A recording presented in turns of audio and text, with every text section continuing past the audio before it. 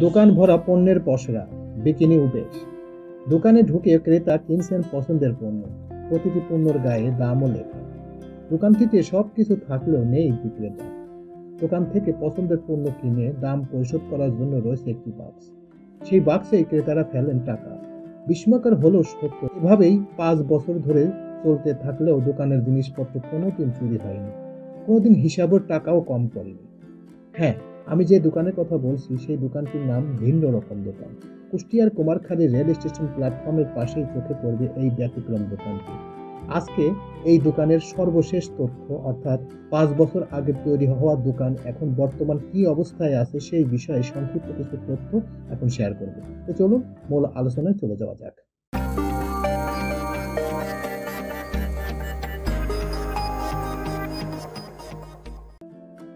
দোকানটির নাম ভিন্ন রকম দোকান। কুষ্টিয়ার কুমারখালী রেল স্টেশনের প্ল্যাটফর্মের পাশেই চোখে পড়বে এই ব্যতিক্রম দোকানটি। ট্রেনের যাত্রী থেকে শুরু করে এলাকার সবার দৃষ্টি কেড়েছে কুষ্টিয়ার কুমারখালীর কাজীপাড়া গ্রামের হামিদুর রহমান শিপনের এই অদ্ভুত দোকান রাজ্যটি। সংসার চালাতে একটু বাড়তি আয়ের উদ্দেশ্যে এবং মানুষের প্রতি বিশ্বাসের উপর ভর করে অস্বাভাবিক এই ভবনটি বাস্তবটি রূপ দিয়েছেন শিপন। ওই দোকানের মালিক হামিদুর রহমান শিপন পেশায় হকার। তিনি কখনো বাসে, কখনো ট্রেনে চেপে, আবার কখনো বা ফুটপাতে বসে গামছা, রুমাল, লুঙ্গি বিক্রি করে। কুষ্টিয়ার প্রাচীন এই কুমারখালী রেল স্টেশন দিয়ে প্রতিদিন শত শত যাত্রী যাতায়াত করেন। হামিদুর রহমান শিপনের এই ব্যতিক্রম উদ্যোগে খুশি হয়ে তাদের অনেকেই প্রয়োজনীয় জিনিসটি এই ভিন্ন রকম দোকান থেকে কিনে থাকেন। এই ব্যাপারে কুমারখালী স্টেশনের কর্মরত বেসরকারিভাবে পরিচালিত ট্রেনের ঠিকাদারি প্রতিষ্ঠান NL ট্রেডিং ও নাজ কনস্ট্রাকশনের এজেন্ট মাসুদুল আলম জানান, 15 থেকে 20,000 টাকার মালামাল এই দোকানে খোলা থাকলেও কোনোদিন চুরি হয়নি। আমাদের সমাজে কেউ কাউকে বিশ্বাস করতে পারে না, সেই সমাজে মানুষের প্রতি একজন হকারের যে বিশ্বাস, তাতে আমরা এই হকারটিকে স্যালুট করি।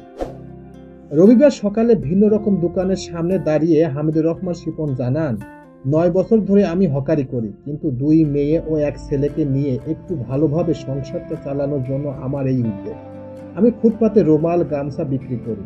বাড়তি আয়ের জন্য দোকান দিয়েছি, কিন্তু দোকানে বসে থাকা আমার পক্ষে সম্ভব নয়।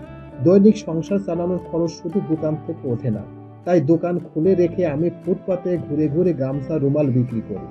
ক্রেতারা দোকানে এসে জিনিস পছন্দ হলে সেটা দামের তালিকা দেখে টাকা বাক্সে রেখে চলে যায়। খোলা দোকানে চুরি হয় না জানতে চাইলে হামিদুর রহমান শিপন জানান, আমি মানুষকে বিশ্বাস করি, আর এই বিশ্বাসের উপর ভর করেই দোকান করেছি। গত 5 বছর ধরে এভাবেই দোকান চলছে। দৈনিক 500 থেকে 2,000 টাকার জিনিসপত্র বিক্রি হয়, আর সেখান থেকে তার আয় হয় 150 থেকে 200 টাকা। এর পাশাপাশি হকারি করে আর যে টাকা আয় হয় তা দিয়ে ছেলে মেয়ে লেখাপড়া সহ সংসারটা ভালোই চলে যাচ্ছে। শিপনের বড় মেয়ে সুমাইয়া বর্তমানে অনার্স ফার্স্ট ইয়ারে পড়ে এবং ছেলে জিমিত বর্তমানে 8-এ পড়ে। শিপন জানান, রাতে এসে টাকা নিয়ে দোকান বন্ধ করি এবং সকালে এসে খুলে মাল রেখে চলে যাই। রবিবার সকালে এই দোকানে পণ্য কিনতে আসি আমি নিজেই।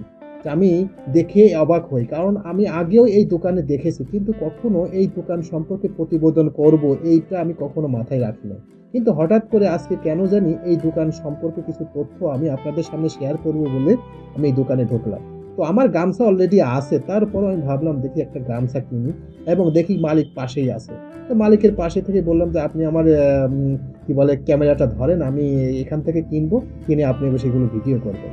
উনি অবশ্য বলেছে আমার ছবিটা তুলেন না, কারণ আমি আর অনেক ছবি দিয়েছি, আমার তো কোনো লাভ হয় না, আমাকে তো কেউ উপকার করে নেই। তা আমি এগুলো করে লাভ কি, এগুলো আমার কাছে আর ভালো লাগে না। এই দোকানের কথা শুনে আমি নিজেও, আমার কাছে খুব ভালো লাগলো, আমি নিজেও কিছু ছবি তুললাম, আমি একটা গামছা কিনলাম, গামছা কিনে আমার কাছেও ভালো লাগলো। তো তথ্যগুলো শুনে আমার কাছে অত্যাধিক পরিমাণ ভালো লেগেছে। আসলে বাংলাদেশে এরকম বিশ্বাসী এবং খাঁটি লোক এখনো আছে, যেখানে হাজার হাজার মানুষ বিশ্বাস করতে পারে না 5 মিনিট একটা দোকান খুলে রাখলে চোর এসে সব কিছু চুরি করে নিয়ে যায়। আর এটা রেল স্টেশন। আমি সারা জীবন শুনেছি যে রেল স্টেশন, বাস স্টেশন, এখানে সবচেয়ে টোকাই, চোর, বাটপার বেশি ঘোরে। একটা রেল স্টেশনের পাশে এরকম একটি দোকান ছেলে আজকে প্রায় 5 থেকে 6 বছর চলছে, 1 টাকা চুরি হয় নাই, বরঞ্চ যেভাবে মাল রাখে সেভাবে থাকে, যতটুকু বিক্রি হয় সেই টাকাটাও থাকে। তার মানে এটা তো বিশাল ব্যাপার না? তো আমি এই জিনিসগুলো দেখে আমার কাছে নিজেও ভালো লেগেছে, আমার অত্যাধিক পরিমাণ ভালো লেগেছে। তো আজকে এই তথ্যগুলো আমি আপনাদের সামনে শেয়ার করলাম।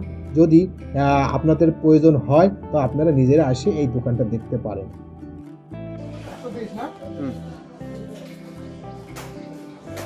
আপনি আগে সারাতে ভালো না ইয়ে